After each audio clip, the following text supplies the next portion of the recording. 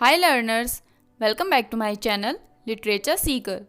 मैं हूं आपकी दोस्त माही। दोस्तों, आज हम फिगर ऑफ स्पीच का सेकंड पार्ट लाए हैं। फर्स्ट पार्ट मैं अपलोड कर चुकी हूं दोस्तों। अगर आपने वो वीडियो नहीं देखी है तो प्लीज़ उस वीडियो को ज़रूर देखिए, क्योंकि वो बहुत इम्पॉर्टेंट है और इससे आपके कॉन्सेप्ट क्लियर होंगे। अगर आपके कॉन्सेप्ट क्लियर नहीं होगा तो आपके एग्ज़ाम में 2 से 4 नंबर रह सकते हैं, क्योंकि नेट के एग्ज़ाम में, स्पेशली नेट के एग्ज़ाम में 2 क्वेश्चन तो इसके ज़रूर आते हैं और 1 क्वेश्चन 2 मार्क का होता है। तो इट मीन 2 क्वेश्चन 4 मार्क के हो गए। तो अगर आपको 4 मार्क्स अपने सिक्योर करने हैं तो इन वीडियो को ज़रूर देखिए। एंड आज की वीडियो इसलिए ज़्यादा इम्पॉर्टेंट है क्योंकि इसमें मैं सारे के सारे फिगर ऑफ स्पीच लाई हूँ जो आपके लिए इम्पॉर्टेंट हो सकते हैं। तो दोस्तों, इस वीडियो में मैंने ट्राई किया है कि आपको इजी से इजी वे में ये फिगर ऑफ स्पीच पढ़ाऊँ, जिससे आपके कॉन्सेप्ट हमेशा के लिए क्लियर हो जाएं। तो दोस्तों, स्टार्ट करने से पहले प्लीज़ मेरी वीडियो को लाइक एंड सब्सक्राइब करें और बेल आइकन को भी ज़रूर टैप कर दें। और मैंने इससे पहले की वीडियो का लिंक भी अपने डिस्क्रिप्शन बॉक्स में मेंशन कर दिया है। तो दोस्तों, जिन्होंने अगर उसे नहीं देखा है तो प्लीज़ उसे भी ज़रूर देखिए। तो स्टार्ट करते हैं आज का topic, figure of speech part 2। तो फर्स्ट नंबर पे आता है एलिट्रेशन। एलिट्रेशन को हम हिंदी में अनुप्रास अलंकार कहते हैं। क्या कहते हैं? अनुप्रास अलंकार। तो इसकी डेफिनेशन देख लेते हैं। Having the same first consonant, मतलब इसमें पहला जो लेटर है वो हमेशा सेम कॉन्सोनेंट होगा। क्या होगा? पहला लेटर जो होगा सेम कॉन्सोनेंट होगा। तो एग्जाम्पल से समझ लेते हैं दोस्तों। इसका एग्जाम्पल है ship should sleep in the shade.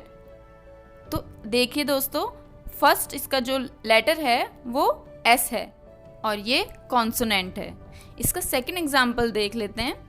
Go and gather the green leaves on the grass. तो दोस्तों, इसमें कौन सा रिपीटेड कॉन्सोनेंट है? जी है, क्योंकि जी बार बार रिपीट हो रहा है। तो इसकी पहचान यही है कि जो फर्स्ट लेटर होगा वो सेम कॉन्सोनेंट होगा। अगला है एसोनेंस। एसोनेंस का मतलब होता है हिंदी में स्वर साम्य अलंकार।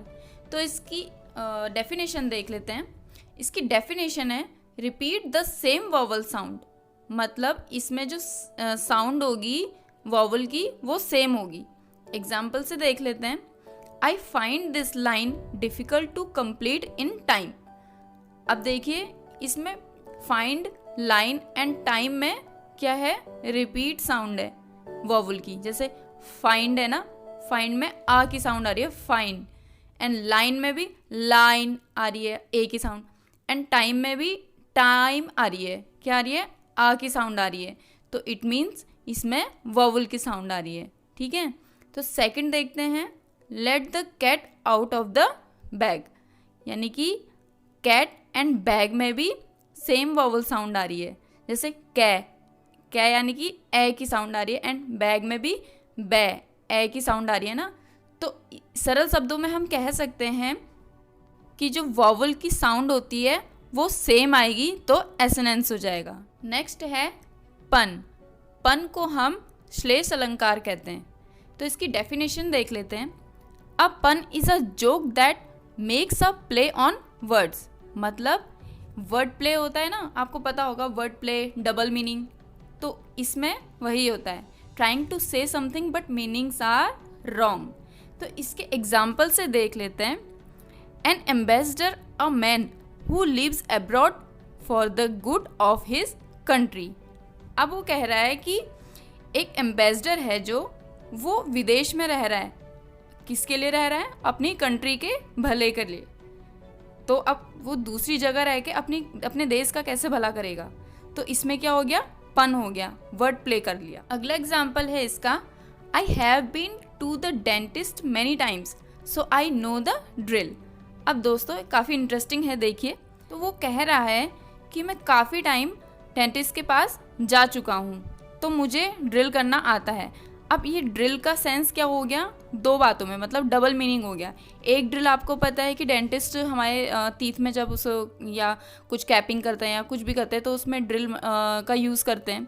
तो एक ड्रिल होती है जो हम घर की वॉल्स में करते हैं, तो वो इस सेंस में कह रहा है कि मैं इतने बार जा चुका हूँ तो मुझे ड्रिल करना आ गया है। तो इसने क्या कर दिया, वर्ड प्ले कर दिया, तो इसको ही हम पन कहते हैं। नेक्स्ट है दोस्तों लाइटोटस, इसे कहते हैं कटाक्ष हिंदी में। तो इसकी डेफिनेशन देखते हैं, a negative expression with N opposite और एफर्मेटिव सेंस। मतलब वो बोलेगा तो नेगेटिव सेंस में, लेकिन उसका जो मीनिंग निकलेगा वो पॉजिटिव सेंस में निकलेगा। तो आइए इसे एग्जाम्पल से समझते हैं। फर्स्ट एग्जाम्पल है, आई एम नॉट बैड, मतलब मैं बुरा नहीं हूँ। तो वैसे तो उसने नॉट लगाया और क्या कहा कि मैं बुरा नहीं हूँ, मतलब ये नेगेटिव बोला उसने। जो हमें सामने से दिख रहा है वो बोला नेगेटिव, बट जो इसका सेंस आ रहा है वो क्या आ रहा है, पॉजिटिव। कैसे कि मैं बुरा नहीं हूँ, इट मीन मैं अच्छा हूँ। ठीक है दोस्तों, जो इसका अर्थ निकला है वो पॉजिटिव सेंस में निकला है कि मैं बुरा नहीं हूँ, मैं अच्छा हूँ। तो सेकंड एग्जाम्पल इसका देखते हैं, he is not unlike his older brother, मतलब वह उसके बड़े भाई के जैसा नहीं लगता है। तो यहाँ पे नहीं का सेंस आया तो ये नेगेटिव में हो गया, बट इसकी जो पीछे का सेंस निकल रहा है वो है कि वो उसके सिमिलर ही है, बराबर ही है। He is similar to his brother. तो इसकी पहचान यही है कि सेंटेंस आपका नेगेटिव में होगा बट इसका सेंस जो होगा पॉजिटिव में होगा, तो इसे हम लाइटोटस कहेंगे। नेक्स्ट है रिपीटिशन। तो रिपीटिशन की डेफिनेशन देख लेते हैं, रिपीट द सेम वर्ड्स और फ्रेज।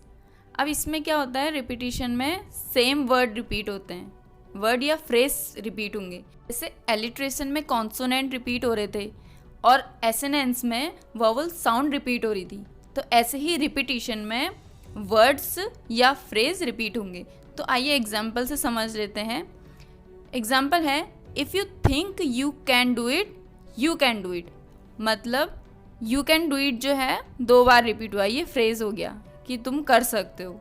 अगर आप सोचते हो तो तुम ये ज़रूर कर सकते हो, you can do it, you can do it. तो मतलब हो गया, यदि तुम इसे करने की सोच रहे हो कि तुम इसे कर सकते हो तो तुम कर सकते हो। तो you can do it, you can do it repeat हो गया। नेक्स्ट देखते हैं, the president said work work and work are the keys to success. तो इसमें भी क्या रिपीट हो रहा है, वर्ड रिपीट हो रहा है, वर्क वर्क एंड वर्क। पहले में हमारा फ्रेज रिपीट हुआ था you can do it, and second में वर्क वर्क वर्क रिपीट हो गया। तो ये हमारी रिपीटेशन फिगर ऑफ स्पीच हो गई। अगला आता है जो इम्पोर्टेंट है, पैराडॉक्स। पैराडॉक्स की डेफिनेशन देख लेते हैं, a statement that is contradictory in itself makes a reader to think in an innovative way. तो इसका मतलब है, कॉन्ट्राडिक्टरी का मीन होता है असामान्य, असंगत। तो पैराडॉक्स का मीन होता ही यही है कि विरोधाभास, किसी चीज़ में विरोधाभास की भावना को आना। तो एग्जाम्पल से हम इसे बेटर वे में समझते हैं। एग्जाम्पल है इसका, आई एम नोबडी, मतलब मैं कुछ नहीं हूँ। तो बोल तो ये रहा है कि मैं कुछ भी नहीं हूँ, लेकिन इसका सेंस क्या आ रहा है, मैं कुछ भी नहीं होके सब कुछ हूँ। यहाँ पे ये पैराडॉक्स हो गया। तो थोड़ा उस वे में बोल रहा है कि हाँ हाँ मैं कुछ नहीं हूँ, I am nobody, but then again मैं सब कुछ हूँ। ठीक है, तो यहाँ पर इस सेंस को दिखा रहा है कि मैं कुछ भी ना होके मैं सब कुछ हूँ। ठीक है, और इसका सेकंड एग्जाम्पल देखते हैं, truth is Honey which is bitter, मतलब सत्य शहद है, मीठा है, जो कड़वा है, विच इज बिटर। तो मतलब कहने का मतलब ये हो गया कि सच तो कड़वा होता है। जैसे हम किसी से बोल भी देते हैं, बातों बातों में कहते हैं ना कि सच तो कड़वा होता है, जो सुनने में कड़वा ही लगता है। तो इसका सेंस यही है, यहाँ पे क्या हो गया, पैराडॉक्स हो गया, विरोधाभास हो गया। अगला आता है आयरनी। ये भी बहुत ज़्यादा इम्पॉर्टेंट है। तो आयरनी का मतलब होता है विडंबना। तो इसकी डेफिनेशन देखते हैं, mismatch in actual and idol reality, मतलब कि इसमें थोड़ा सा विडंबना, विलाप या लेमेंटेशन की फीलिंग जो होती है वो आती है। तो एग्जाम्पल से समझ लेते हैं हम। एग्जाम्पल है, a fire station Burns down. Fire station का हम सबको पता ही है कि जहाँ भी आग लगती है तो फायर स्टेशन वालों को कॉल करो एंड वो आग बुझाने जाते हैं। बट उनके साथ क्या हो गया, एक विडंबना हो गई है, आयरनी हो गई है कि फायर स्टेशन में ही आग लग गई है। तो हो गई ना एक लैमेंटेशन, विडम्बना। तो इसका मतलब यही है कि जहाँ पे विडम्बना हो वो आयरनी हो जाएगा। एंड सेकेंड एग्जाम्पल देखते हैं, the police station gets robbed. अब देखिए, जो पुलिस हमें सेव करती है तो उन्हीं के साथ क्या हो गई, एक आयरनी हो गई है। तो इसमें क्या बोल रहा है वो कि पुलिस स्टेशन ही लूट गया है, यानी रॉब्ड हो गया है। तो उनके साथ क्या हो गई, एक विडम्बना हो गई है। ठीक है, तो इससे हमें समझ में आ जाता है कि आयरनी क्या होती है। आयरनी के टाइप भी बता देती हूँ, ये 4 टाइप का होता है।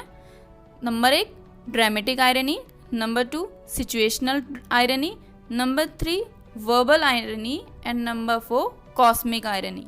तो आई होप आपको ये सब समझ में आ रहा होगा एंड धीरे धीरे आपके कॉन्सेप्ट भी क्लियर हो रहे होंगे और आपको अब इसको फाइंड आउट करने में कोई भी प्रॉब्लम नहीं होगी।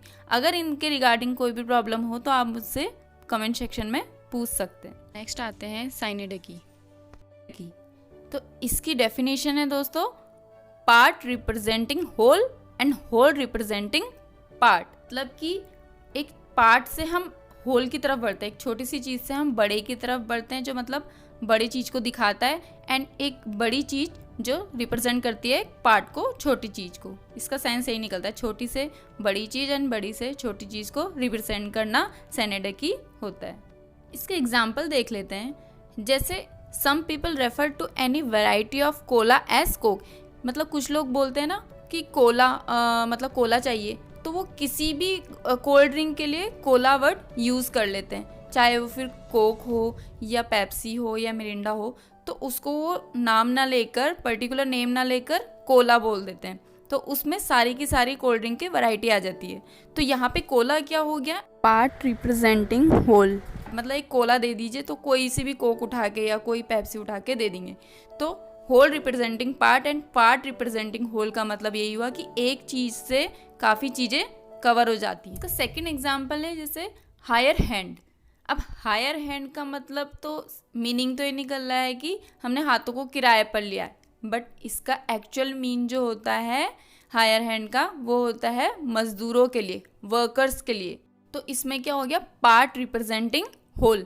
मतलब हमने हाथों को किराए पर लिया, हायर हैंड हो गया, यानी कि वर्कर्स के लिए यूज़ करा। अब वर्कर्स तो बहुत सारे हो गए ना, तो वो हो गया होल। तो यानी हायर हैंड हो गया पार्ट एंड वर्कर्स हो गया होल। तो ये क्या हो गया, पार्ट रिप्रेजेंटिंग होल। तो इसको हम कहते हैं सिनेडकी। आइए नेक्स्ट आते हैं मेटोनमी। मेटोनमी का मतलब देख लेते हैं, सब्स्टिट्यूशन या कॉन्सेप्चुअल मेटाफर। तो सब्स्टिट्यूशन का मतलब होता है कि के स्थान पर। तो इसका एग्जाम्पल से समझते हैं तो आपको अच्छे से समझ में आ जाएगा। एग्जाम्पल देखते हैं, जैसे बेंच, BENCH, बेंच। तो जनरली हम बेंच का यूज़ सीट के लिए करते हैं, मतलब कि बेंच है, सीट है मतलब। लेकिन यहाँ पर बेंच का मतलब होता है पैनल ऑफ जजेस। तो यहाँ पर पूरा एक ही पैनल ऑफ जजेस ना बोलकर इस वर्ड को यूज़ कर लिया जाता है बेंच को। ठीक है, तो यहाँ पर अगर हम बेंच यूज़ करेंगे तो हमें समझ में आ जाएगा कि यहाँ पर पैनल ऑफ जजेस की बात हो रही है। तो ये एक पर्टिकुलर वर्ड इसके लिए हो गया, पैनल ऑफ जजेस के लिए बेंच। इसी तरह नेक्स्ट एग्जाम्पल है क्राउन। अब क्राउन तो हमें पता है कि एक ताज होता है सर का, है ना। तो जैसे मिस इंडिया, मिस वर्ल्ड बनते हैं तो उसके लिए भी हम क्राउन को यूज़ करते हैं वर्ड को। लेकिन यहाँ पे क्राउन का पर्टिकुलर मीन है द रॉयल ऑनर। तो यहाँ पर हम द रॉयल ऑनर की जगह क्राउन वर्ड को यूज़ कर सकते हैं। ठीक है, एंड एक इसका एग्जाम्पल है pen is mightier than the sword. मतलब पेन का रिलेशन क्या है, इंटेलिजेंस से। क्या है, इंटेलिजेंस से। एंड स्वॉर्ड का मतलब यहाँ पर है फिजिकल पावर से। और इस लाइन का सेंस क्या है, मीनिंग क्या है कि जो कलम की ताकत है वो तलवार की ताकत से कहीं ज़्यादा है। लेकिन उस सेंस में क्या निकल रहा है, इसका मतलब कि बुद्धिमत्ता ही मतलब असली ताकत है फिजिकल पावर से। ठीक है, बुद्धिमानी से अगर काम लोगे तो सारे काम अच्छे से होंगे। तो यही इसको हम मेटोनमी, फिगर ऑफ स्पीच कहते हैं। जो ये एग्जाम्पल है ये बहुत बार एग्जाम में आ चुका है। तो इसमें कभी कभी मीन पूछ देता है कि यहाँ पर पेन का मतलब क्या है एंड स्वॉर्ड का मतलब किस चीज़ से। लाइक मैंने बताया पेन का मतलब इंटेलिजेंस से है एंड स्वॉर्ड का मतलब हमें पता है तलवार होता है, बट यहाँ पे इस स्वॉर्ड का मतलब है फिजिकल पावर से। तो उम्मीद करती हूँ दोस्तों मैंने जितना भी आपको इस वीडियो में समझाया है वो आपको समझ में आया होगा और थोड़े थोड़े आपके कॉन्सेप्ट क्लियर हो गए होंगे। तो प्लीज़ दोस्तों वीडियो को पूरा देखिएगा, अच्छे से समझिएगा, तो आपको आराम से ये समझ में आ जाएंगे। एंड थोड़ा घर पे प्रैक्टिस कीजिएगा तो ईजिली आपको समझ में आ जाएंगे। तो थैंक यू सो मच दोस्तों, आपको मेरी वीडियो पसंद आई होगी। तो दोस्तों मिलते हैं जल्दी नेक्स्ट वीडियो में इम्पॉर्टेंट टॉपिक के साथ। तब तक के लिए इजाज़त लेती हूँ और प्लीज़ मेरी वीडियो को लाइक एंड सब्सक्राइब ज़रूर कर दें एंड बेल आइकन को भी ज़रूर दबा दीजिए। और हाँ, पुरानी वीडियोस को मिस मत कीजिएगा दोस्तों, उन्हें भी ज़रूर देख लीजिएगा। डिस्क्रिप्शन बॉक्स में उनके लिंक मैंने डाल दिए हैं। So thank you so much दोस्तों, stay safe and stay healthy.